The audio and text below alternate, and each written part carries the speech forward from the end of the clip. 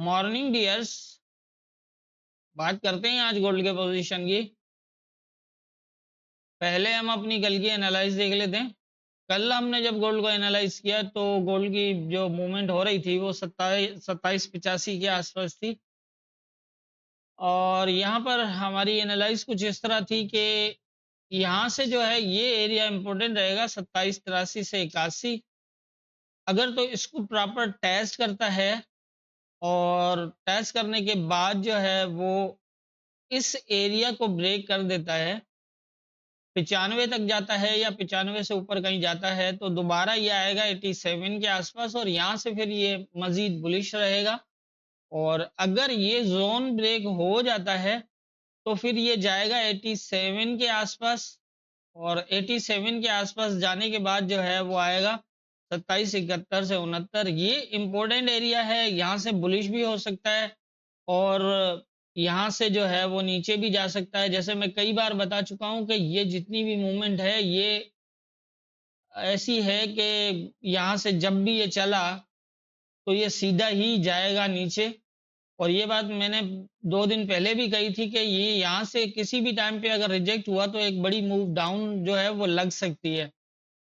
ये area important था 71 से 69 और इसको जिस तरह ब्रेक किया तो फिर उसके बाद लेवल सारे ही ब्रेक हो गए और आके 2731 पे जो है वो रुका। और कल जैसा कि मैं कई बार ये बात भी बता चुका हूँ कि जब भी कोई क्लोज होता है, बड़ा क्लोज जैसे वीकली हो या फिर मंथली हो, तो उसके अंदर यूएस सेशन स्टार्ट होने के बाद का जो टाइम होता है उसके अंदर किसी भी टाइम पे अनएक्सपेक्टेड मूव लग सकती है। तो इसलिए उसके अंदर आप पूरा पूरा ख्याल रखें और वही पोजीशन यहाँ बनाई इसने।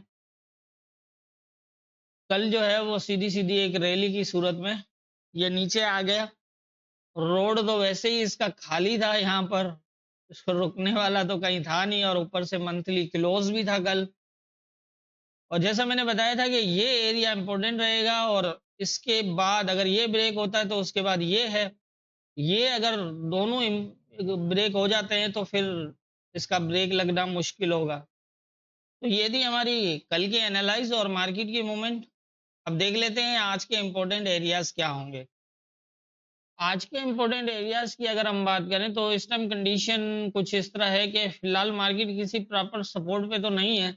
यहाँ एक माइनर सपोर्ट बनती है और नीचे 25 से 23 की बनती है। इसको अगर हम देखें 32 वाले एरिया को तो ये पूरा जो है वो ब्रेक है, शेडो ब्रेक है। और यहाँ पर ये सपोर्ट अप और डाउन दोनों ब्रेक है। M15 का जो है वो चार्ट है।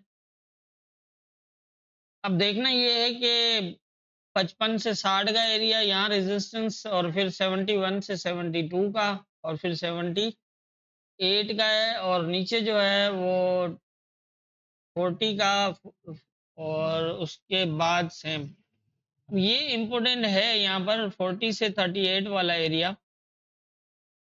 इसके अंदर देखते हैं कि क्या करता है ये। यहाँ पर अगर ये या तो यहाँ जाके आएगा या फिर यहाँ से नीचे आएगा। तो अगर तो इस एरिया पे स्टे कर जाता है तो ये दोबारा इस तरह पोजीशन बनेगी और अगर ये ऊपर जाता है और 52 53 55 53 54 या फिर इस एरिया तक जाके अगर आ जाता है नीचे तो फिर पॉसिबल होगा कि यहाँ तक।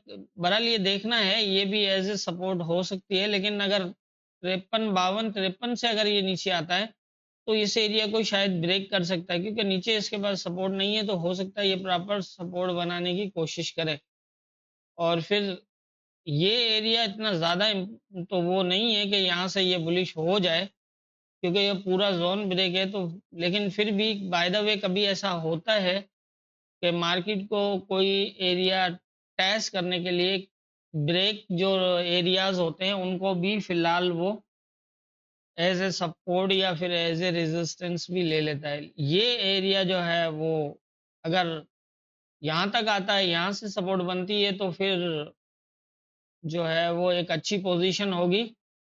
सेम यहाँ तक और दूसरा ये है कि अगर ये भी ब्रेक करता है तो फिर या तो ये सीधा आ जाएगा या फिर इसको ब्रेक करने के बाद अगर दोबारा इसके ऊपर निकल जाता है तो फिर यहाँ से जो है वो पोजीशन होगी तकरीबन ये 46 तक जाने की। कहाँ तक? 46।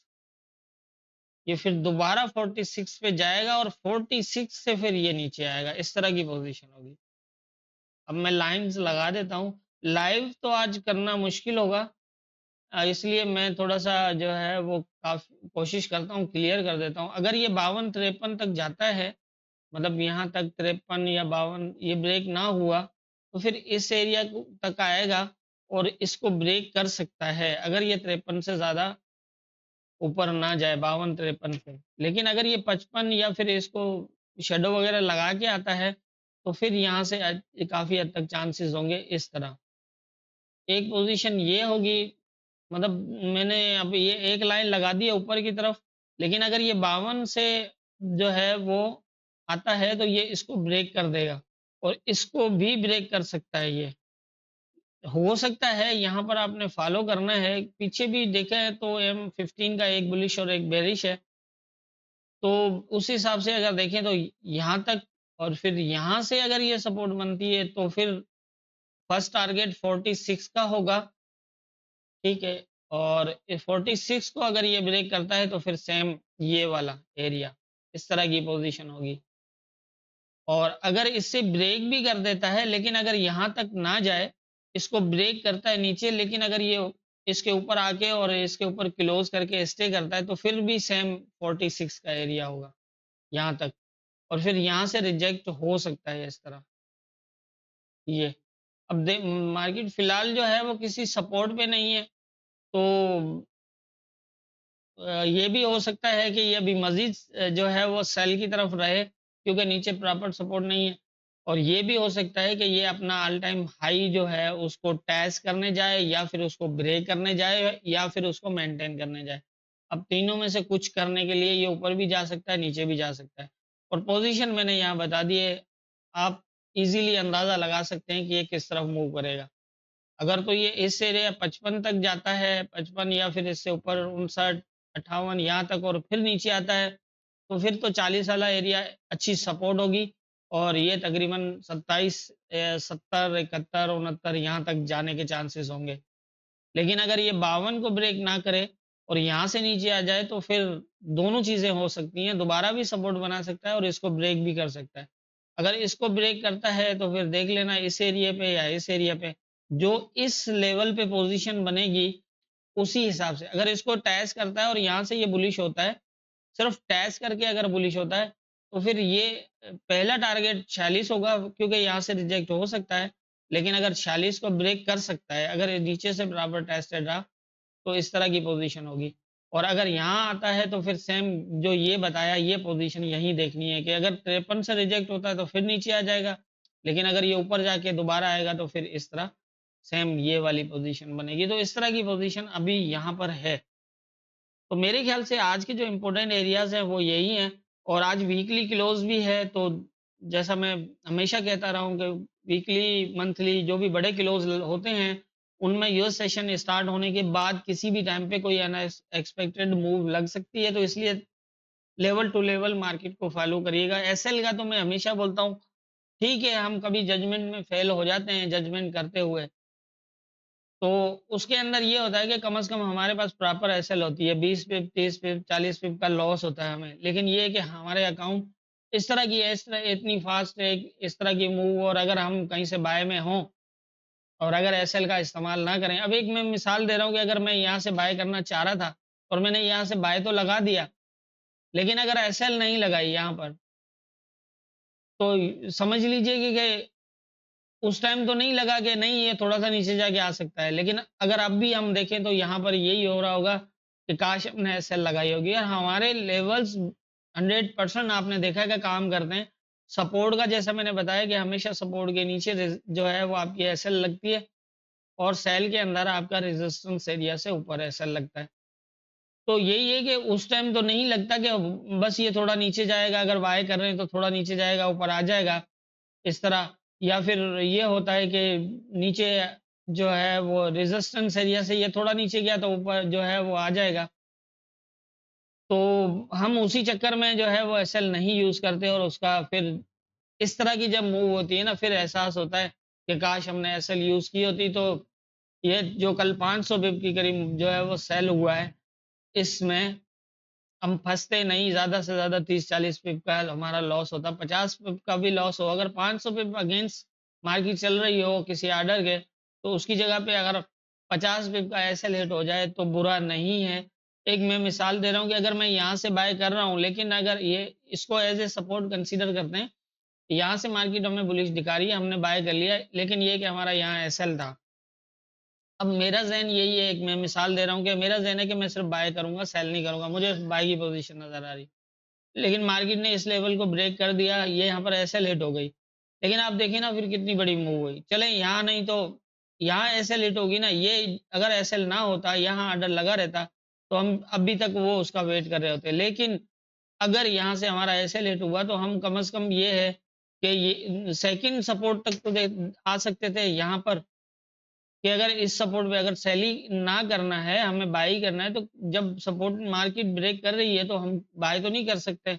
लेकिन अगर ये जैसे नीचे ब्रेक किया, ये ऊपर किया, ऊपर ब्रेक करने के बाद तो कम से कम ये कि यहाँ पर हम एक बाय कर सकते हैं और हमारी एसएल जो है ये नीचे लगी। तो यहाँ से जो 50 बिप का लॉस हुआ, वो हमारा यहाँ से रिकवर हो सकता है। देखिए ये हम हमेशा ज़हन में रखें, एसएल का बहुत बड़ा बेनिफिट है। हमारे ट्रेडिंग के अंदर बहुत बड़े लॉस से बचने के लिए हमारे पास सिर्फ वाहिद एक एसएल ही है। एसएल ही वो ज़रिया है जिसकी वजह से हम अपने बड़े लॉस से बच सकते हैं। तो इसीलिए एसएल का इस्तेमाल ज़रूर करें और पोज़ीशन को देखें, मार्केट को लेवल पे आने दें। वहाँ पर मार्केट को रुकना होगा तो रुक जाएगी, ब्रेक करना होगा तो 15 मिनट से ज़्यादा टाइम नहीं लेगी और उस लेवल को ब्रेक कर देगी मार्केट। तो ऐसा ही होता है। जैसे ये यहाँ से ब्रेक हुआ, आप देखें ना यहाँ कितनी देर स्टे किया है इसने। अगर एक जल्दबाज़ी में हम सपोर्ट पे आते ही मार्केट पे जो है वो बाय कर लें, लेकिन बात ये है कि नीचे गया, एसएल भी हिट कर दी हमारी। अगर लगी है यहाँ पर, नहीं लगाई तो ये दोबारा जो है वो फिर भी आया, यहाँ पर रुका है और यूँ समझ लें कि हमें बता रहा है कि मैं ऊपर जाऊँगा। तो इस तरह से बता के ही मार्केट मूव करती है लेवल्स के ऊपर, इसलिए लेवल्स को ही जो है वो बेहतर तरीके से फॉलो करें और एसएल और टीपी का इस्तेमाल करें। एंट्री हमेशा सपोर्ट पे बाय और रेजिस्टेंस एरिया पे सेल ही किया जाता है। तो जितनी मेरी समझ है उसके हिसाब से मैंने जो है वो बता दिया। होना क्या है ये तो ऊपर वाला बेहतर जानता है, दुआओं में याद रखिएगा।